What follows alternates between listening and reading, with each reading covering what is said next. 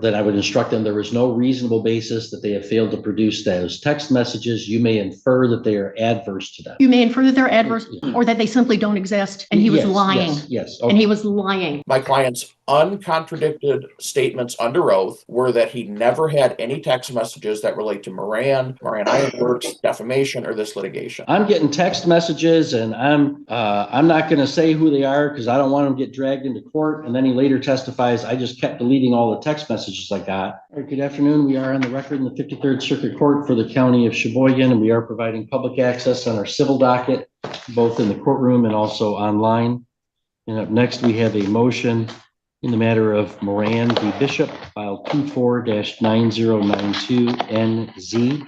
Counsel, you want to state your appearances beginning with plaintiff? This hearing comes from an ongoing defamation lawsuit filed by Thomas Moran and Moran Iron Works against radio host Mr. Bishop. Moran claims Bishop made false and damaging statements publicly. Bishop denies liability and disputes how those statements were handled after the fact. Today's hearing focuses on a narrow but serious issue: whether text messages connected to those statements were deleted after the lawsuit was reasonably anticipated, and what the court should do if evidence that should have been preserved is now missing. Good afternoon, Your Honor. Sandy Jasinski, appearing on behalf of plaintiffs Thomas Moran and Moran Iron Works. Good afternoon. Good afternoon, Your Honor. Adam Flory, Smith Boville, PC, appearing on behalf of the defendants. All right, good afternoon, Mr. Flory. All right, this is a motion for sanctions for alleged spoliation of evidence or, in the alternative, failure to comply with a discovery order. I have had an opportunity to review the motion and brief in support to the exhibits and the motion in brief in opposition, or I'm sorry, the response and brief in opposition to the motion. Ms. Jasinski, you want to go ahead and argue the motion? Yes, Your Honor, thank you. As a preliminary matter, I would note that I was somewhat surprised by I believe it is footnote 2 in Mr. Flory's response, where he commented that he had not had it because of his client's limited means, and we can certainly debate that, but because of his client's limited means, he hadn't had an opportunity to obtain the deposition transcripts of Mr. and Mrs. Bishop. Those were attached as exhibits to the motion, Your Honor, as Exhibit 7 and Exhibit 8. So Mr. Flory actually has had copies of those transcripts. They were provided in their entirety, not only to this court, but they were emailed to Mr. Flory and mailed to him as well. Well, I guess he owes you a little bit of thanks then, since you got them for no fee. Full service, Your Honor, full service, right. Absolutely. Ironically, Your Honor, today is the 16-month anniversary of when defendants decided they wanted to play stupid games. On that date, Mr. Bishop falsely accused Tom Moran and Moran Iron Works of flying in illegals to work at Moran Iron Works, the metal fabrication company that he founded and owns and operates in Onaway, Michigan. Those accusations are false. They accused Ms. Moran and Moran Iron Works of violating a federal statute regarding hiring people who are not naturalized citizens or citizens of the company without complying with federal law. They essentially, Mr. Bishop accused Mr. Moran and Moran Iron Works of a felony. And indeed, in the transcripts that we've provided to the court previously, not only on September 12 did he falsely accuse with malice and recklessly Mr. Moran and Moran Iron Works of violating federal law. He also urged the local law enforcement officer, the sheriff in Presque Isle County, to arrest Mr. Moran as a result of that. These statements were broadcast on WCHY, which is a station that is owned by Mrs. Bishop, Mr. Bishop's wife.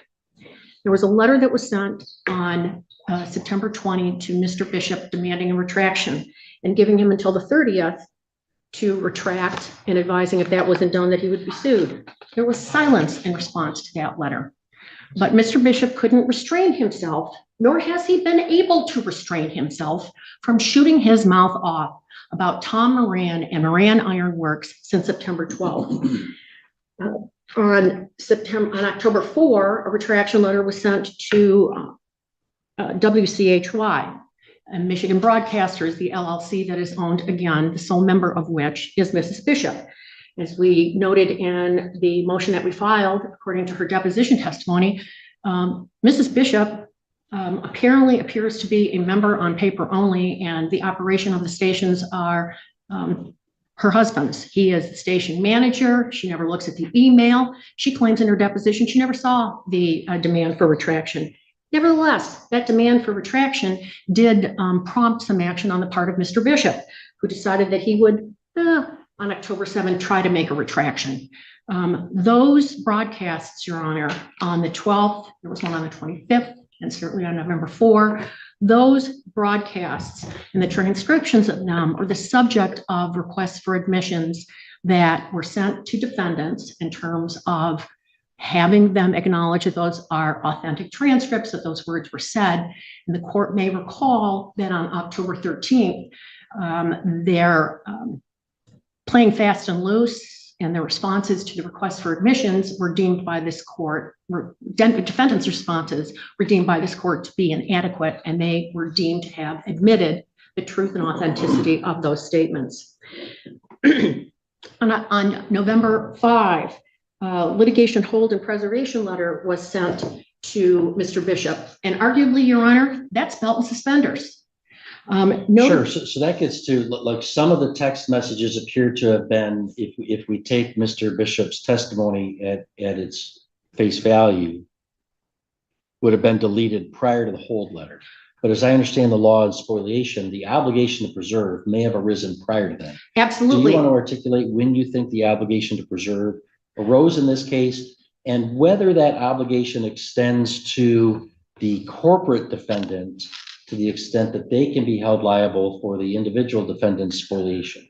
I would argue that the obligation apart from the case law, the obligation first arose when the letter for retraction was sent to Mr. Bishop on the 20th, because it said litigation will ensue if an appropriate retraction is not made. In terms of the obligation of the corporation, Mrs. Bishop made it clear in her own testimony that, hey, I don't look at the company's email. Mr. Bishop does that. That's what he does. And the other thing, Your Honor, to keep in mind is that we have testimony in the bankruptcy court litigation, and those transcripts have been previously provided to this court in the context of other motions. What the cell phone that Mr. Bishop uses in connection with his life, both personally and professionally, has to be paid for by the company, because Mr. Bishop testified that his sole source of income are Social Security benefits that he has been receiving, and he uses those funds to buy gas for his vehicles and basically, snacks at gas stations or meals at gas stations when he's driving around. Records that we also have from Michigan Broadcaster shows that they are paying for Mr. Bishop's cell phone.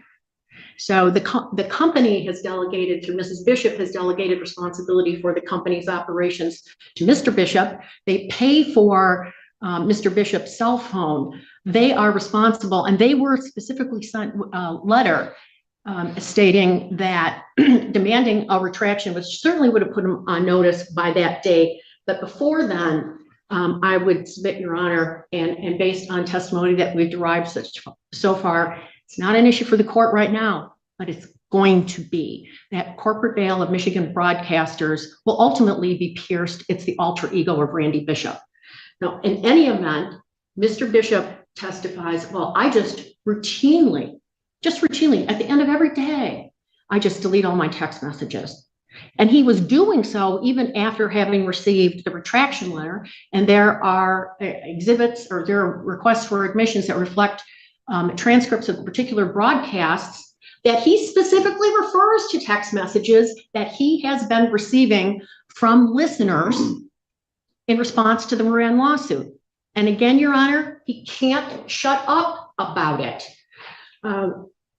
As at the last hearing on October 13th, one of the items that I wanted to provide to the court, and the court wasn't really interested in it at that time, and I understand that, were postings and face sheets for a Give, Send, Go campaign that Mrs. Bishop began to raise monies for a legal defense.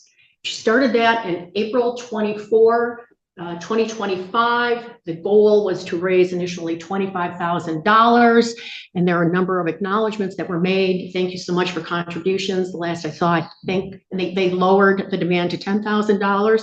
But Mr. Bishop, during his broadcasts, and there are a number of them that we have identified, certainly not all of them, but at one point in September and October, Mr. Bishop at one point said, I'm literally going to be asking you every day to contribute to this legal defense fund. Text me and I'll give you the information. He was congratulating on air or referring on air to text messages that he had received that he deleted, and certainly after September 20 of 2024. And the other thing, Your Honor, and it's not only the text messages that we're talking about here. When you look at what the request for production was, and it's submitted to the court, the request for production refers to all communications with audience members. And as I'm fumbling around here, Your Honor, looking for that particular document.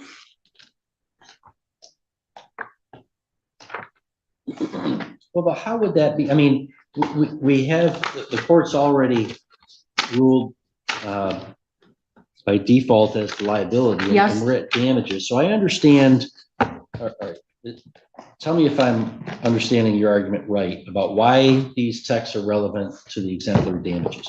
Because Mr. Bishop is saying on a broadcast, I've got people texting me this information. Mhm. Therefore, he may argue to a jury that, you know, I'm just repeating what somebody showed, so that therefore, you know, his intent in doing that would be relevant even as to the measure of damages. And you're entitled to find out, is he lying when he says he has those text messages? Or if he's telling the truth, are they from a source that should reasonably have been considered reliable or not? Am I understanding that right? That is correct, Your Honor. All right. So, but communications he would have with audience members about, you know, contributing to his legal defense, although the deletion of those texts would be a violation, the remedy's got to be pretty carefully drawn. How would those texts be relevant to any issue to be tried? Because what Mr. Bishop also said in those on-air statements was, text me the information, or text me, I'll send you a link and give you the facts. So what he was doing would be continuing. We don't know, for example, what facts that he was sharing with that particular audience member. Continuing to make defamatory statements. Continuing to make defamatory statements. Okay. Continuing to make defamatory statements, exactly. That helps me understand. Okay. In terms of the request for production, Your Honor, actually, when you look at request for production number 1, from September 1, 2024 through the present, all communications between Defendant Michigan Broadcasters LLC, Defendant Bishop, and purported audience members of your defending fathers, including but not limited to text messages sent to either defendant regarding Thomas Moran. Now, as I noted, Your Honor, there are examples, even after the litigation, that we provided in the context of the request to admit, where it is clear that after the institution of the lawsuit, it is clear that after the litigation hold letters were sent out, that Mr. Bishop was, again, shooting his mouth off about Tom Moran, and those were being broadcast over the airwaves of WCHY. He doesn't identify any of the broadcasts, and we know from what he stated, I believe it was in September and October, that there was at least one broadcast where he stated that I am going to be, you know, seeking money. You're sending me, talking about this lawsuit every day. If I don't get the money for my legal defense fund, we're going to have to go off the air. What did he receive? What did he receive? At one point in September, he refers to two $500 money orders that had been sent to him by some guy in the text exchange that they had, and he's so grateful about it. What did he receive and what did he say? Was it additional defamation that he was providing? So we have no text messages. We have no identification of the broadcast referring to Thomas Moran. We do know of one that was frankly loads of fun for me, Your Honor, being referred to as an evildoer. And I had to remind counsel that there are 3 attorneys in the state of Michigan with the last name of Jasinski. One of them is Kathy Jasinski, who I've met once in my life. We get confused all the time. We graduated from law school at about the same time. If you were to Google pictures of us, we kind of look the same. And I had to be very clear with opposing counsel. Please, if you're going to make reference to the evildoer Jasinski, make sure it's Sandy Jasinski and not Kathy Jasinski, because I want to get all the glory for being called an evildoer by trucker Randy Bishop. So we have, it's been an ongoing situation in this court and in bankruptcy court, and we've provided the court with that evidence. Defendants in this case don't believe the court rules apply to them. They don't believe that court orders, whether it is issued by a bankruptcy court or by this court, apply to them. They play by their own rules. We are not required to accept Randy Bishop's word that, oh, gee, I just routinely delete these messages because none of them have anything to do with Tom Moran. The request for admissions and their responses themselves, without having to go through and dig through all of his other broadcasts, which are archived.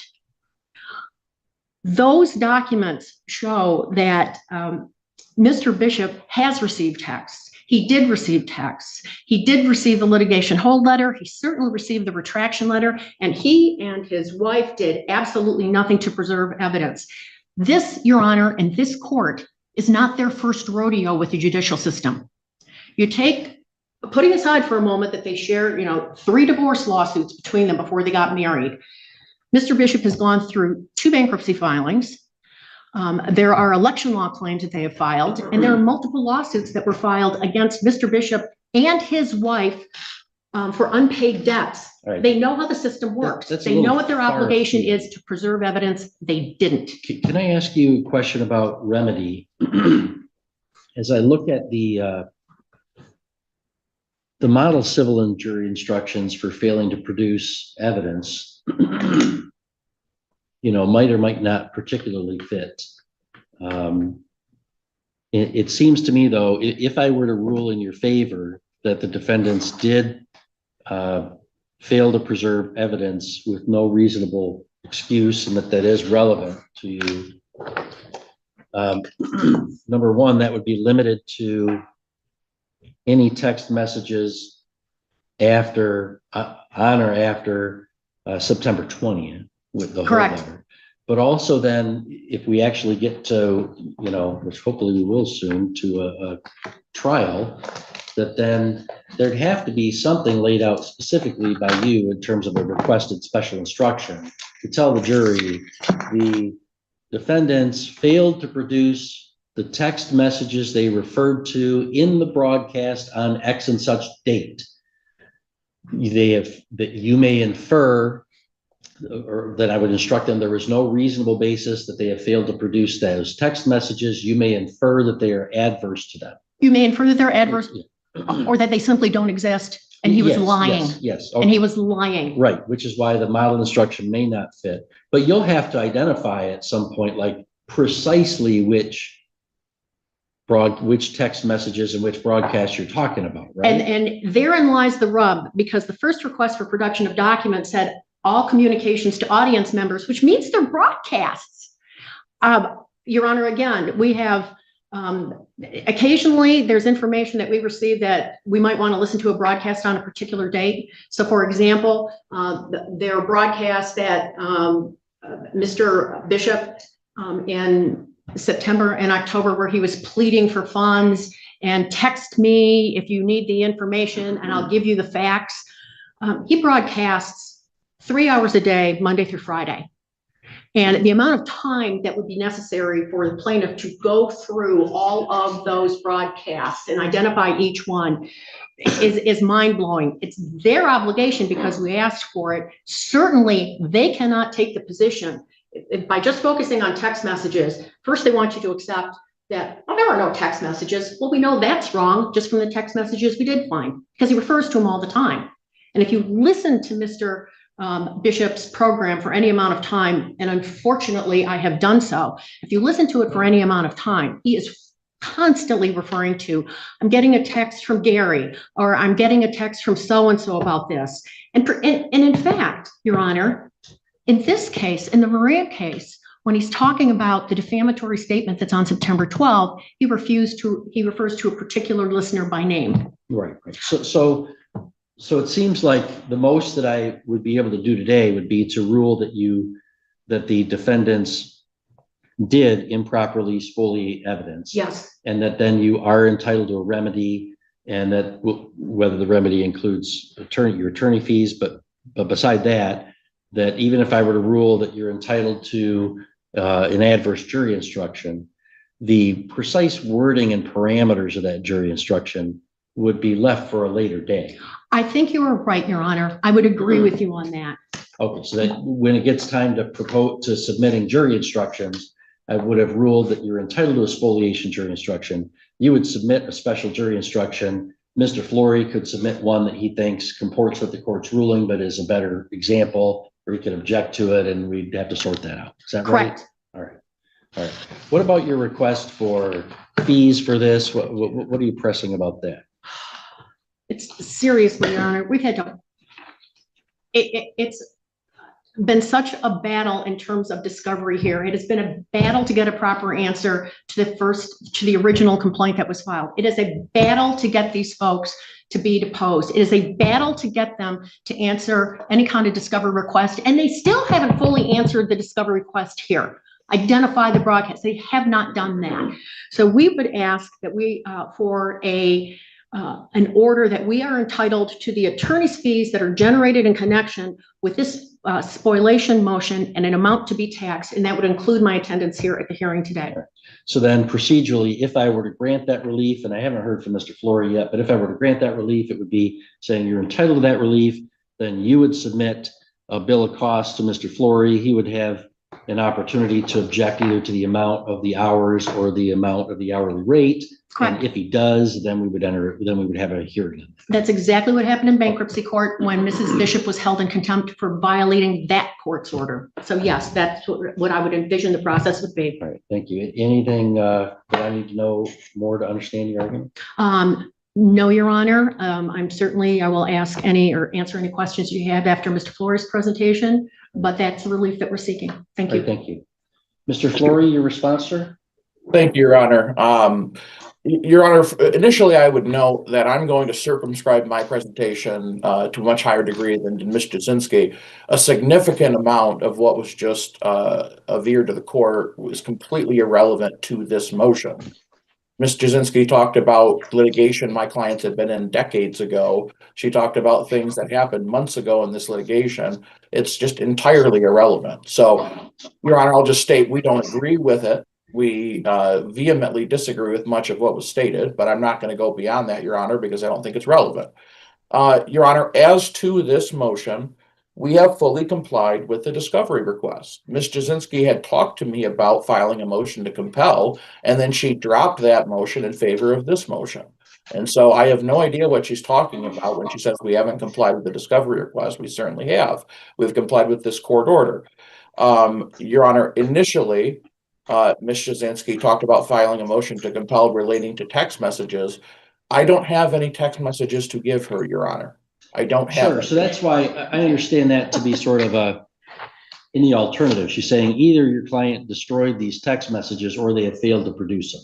And so you've said, and your client has said, we don't have them. So that's why it's not a motion to compel their production. So I understood her argument about that to be sort of either in the alternative or some amount of rhetorical flourish there. But really what we're talking about is an allegation that your client, despite the hold letter, continued to delete text messages he received during these broadcasts. And do you agree that that's factually true? I mean, his deposition testimony admitted as much, right? Yes, Your Honor, but I think the salient point and the important point is that my client's not precluded from deleting text messages. My client is precluded from deleting text messages that relate to this, that could be relevant in this litigation. That's, you know, if he gets a text message regarding some vote that occurred in the Federal House of Representatives, that's not relating to this litigation, and that has no connection here, so he can delete those. And so, Your Honor, that's essentially the bottom line. So, and if I may, I was talking about the discovery and the answers to discovery and the motion to compel that Ms. Jasinski and I had discussed, also in the context of the allegation that we've not complied with discovery, which is untrue. We've completely complied with discovery, Your Honor, and this court's order. With regard to the spoliation, Your Honor, I think we all agree that the law is that when a party knows or reasonably should know that litigation is forthcoming, they are under an obligation to preserve evidence that could be relevant to litigation. That's the basic black letter law relating to spoliation. So in this case, Your Honor, again, for the record, I would also say, unfortunately, I received the email on this motion 8 days ago. I could not open the transcripts. They were saved and they were not PDFs. They were some kind of unusual file extension.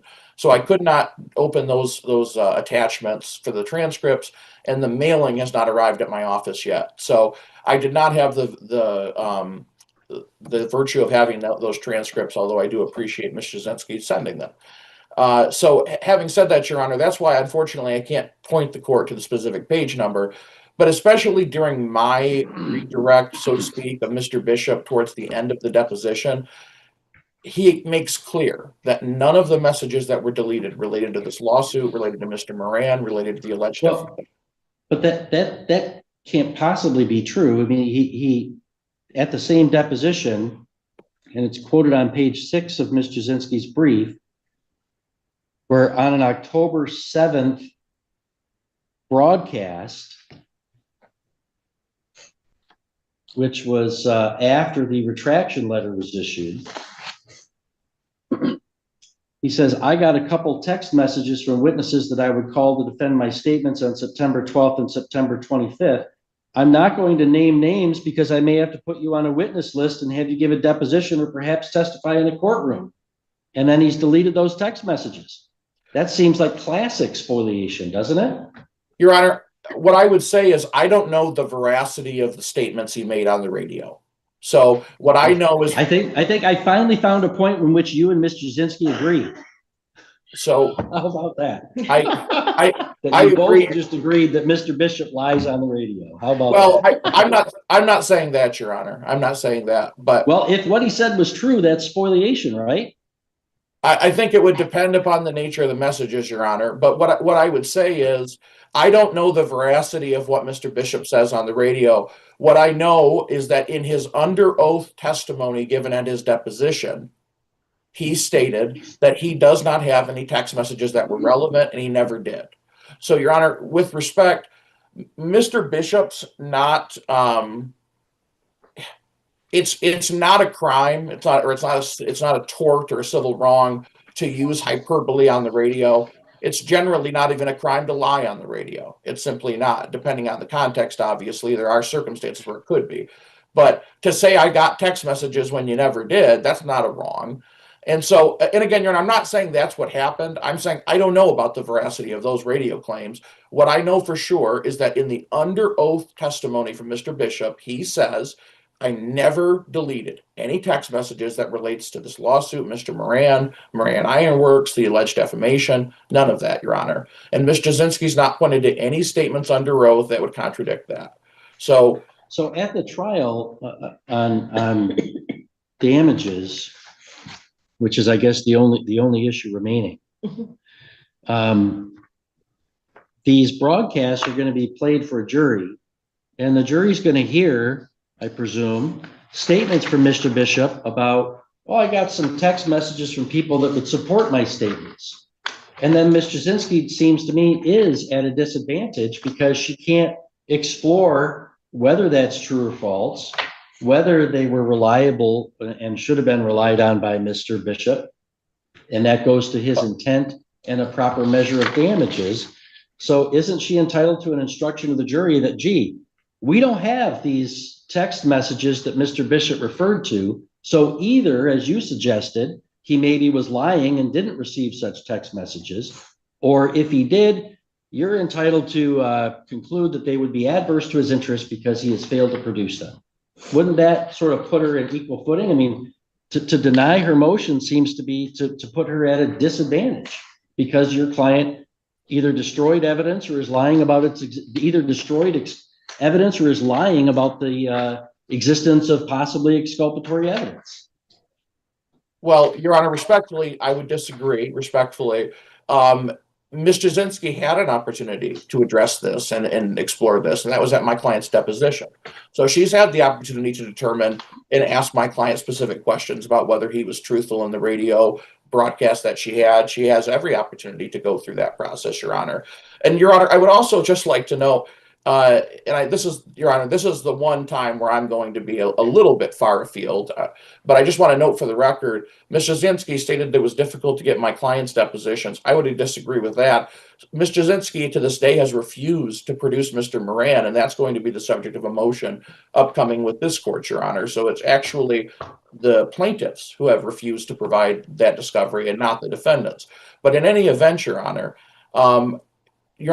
I go back to the nuts and bolts of the motion. My client is being accused of spoliating evidence. My client's being accused of destroying evidence that was relevant in some way to this action. And my client did not do that. He never had these text messages. And so, Your Honor, my client's not liable for spoliation. I don't think Ms. Jasinski is on an unequal footing with regard to the radio broadcast, because these folks who support my client's statements, allegedly, will either testify or they won't. I don't see how she loses anything there. She took Mr. Bishop's deposition. She engaged in discovery. She has every opportunity to find out who is going to be supporting Mr. Bishop's statements, and we've given her those names. We've given her every one of those names, both in writing and at the deposition, Your Honor. So I would again just return to the nuts and the bolts of the motion at bar, which is that my client is being accused of spoliating evidence, and there's simply no evidence that he did that. None. My client's uncontradicted statements under oath were that he never had any text messages that relate to Moran Iron Works, defamation, or this litigation.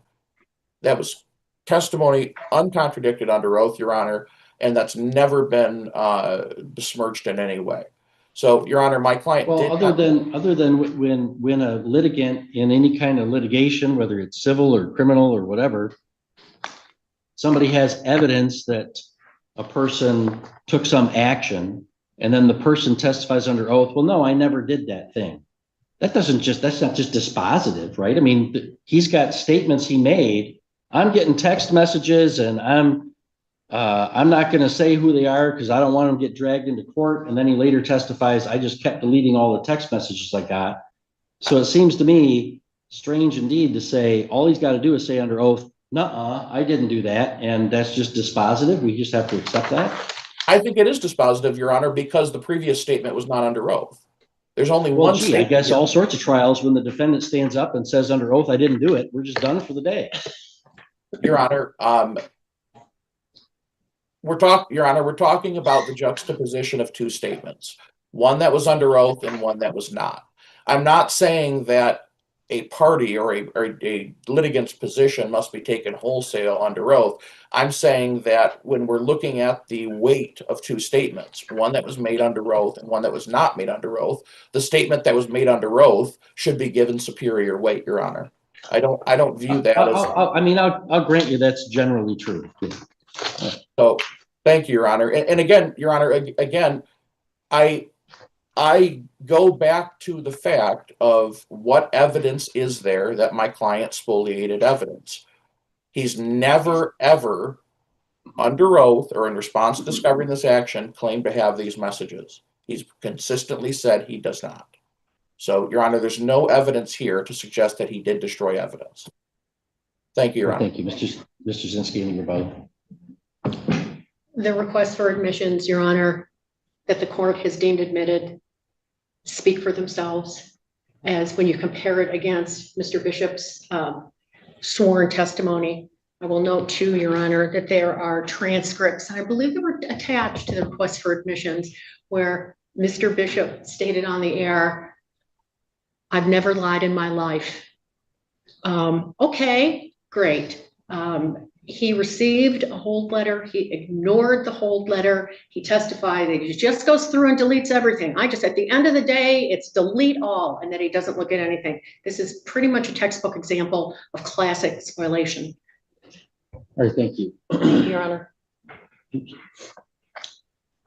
Well, in this case, the plaintiff is asking for remedy for spoliation of evidence on the part of the defendants. Here there was a hold letter issued, and even before that, a retraction letter issued for defamatory statements that were made on the air. The court has already ruled as to liability, and we're really just waiting to schedule this for trial as to damages.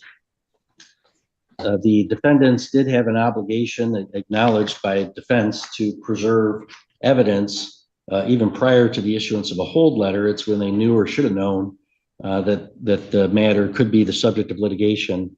And the plaintiff's counsel has rather forthrightly admitted that that would not have arisen prior to September 20th, when there was a retraction letter issued. But I think on September 20th, that obligation did arise. And I think the defense doesn't dispute that. They just dispute that there was any spoliation of evidence. Now, Mr. Bishop did testify that he, despite the retraction letter and despite the hold letter, despite that obligation, continued what he testified to be his standard practices of deleting every text message that he receives during his broadcasts at the conclusion of the broadcast. That would be a violation of that obligation. The defense says, well, but there's no indication that any of that was relevant to this case. And Mr. Bishop said under oath, none of it was relevant to this case. However, we also have his statements broadcast, particularly as noted by plaintiff on October 7th, after the obligation to preserve evidence arose. Mr. Bishop is making public statements that he's received text messages from witnesses that he would call that would defend his defamatory statements. He says he's not going to give their names because he wants to avoid them being dragged into the lawsuit. And you combine that with his testimony that he deleted text messages he received. I think that is classic spoliation of evidence, and it shows, importantly, to receive a remedy for spoliation, you have to show some intent to deprive the other party of the evidence. And that's about as clear as you're going to get. A defendant's statement, I don't want the other side to have these names. I don't want the other side to have this information. That I think is the clearest statement of intent for spoliation that you could get. So, I mean, this is quite obviously spoliation of evidence. So I'm going to grant the motion and rule as follows: that the plaintiff is entitled to an adverse jury instruction on spoliation for any text messages referred to or received or sent on or after September 20th, 2024. Obviously, the precise parameters of that jury instruction are going to be subject to further refinement as Ms. Jasinski identifies which particular text messages we're going to be talking about at trial. I don't think you're entitled to just a jury instruction that they can just assume there are thousands of these things and he's destroyed them all. We have to identify what they are. And listen, I'm pretty reluctant to grant attorney fees, but I'm going to grant it in this case. This case has been like pulling teeth for the plaintiff. I've had strike pleadings that the defense has filed, and then they've filed barely better things. I've had to chastise defense counsel for making statements to this court that I think have fallen short of certain obligations I think he has. I've had to issue sanctions on request to admit for the defendant's bad faith or dilatory responses. This is just defendants who are just not They're trying to make this litigation as absolutely difficult as they can for the plaintiffs. And now clearly destroying evidence.